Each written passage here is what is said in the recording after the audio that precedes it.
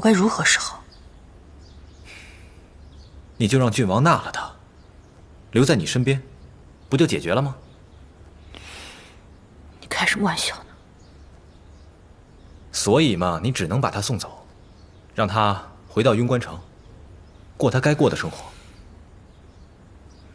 时间长了，我相信，表妹她自然而然就能想通了。待心结解开的时候，以她的美貌，你还怕她找不到好人家？你真的觉得我这么做，玉锦和西音会开心？当然了。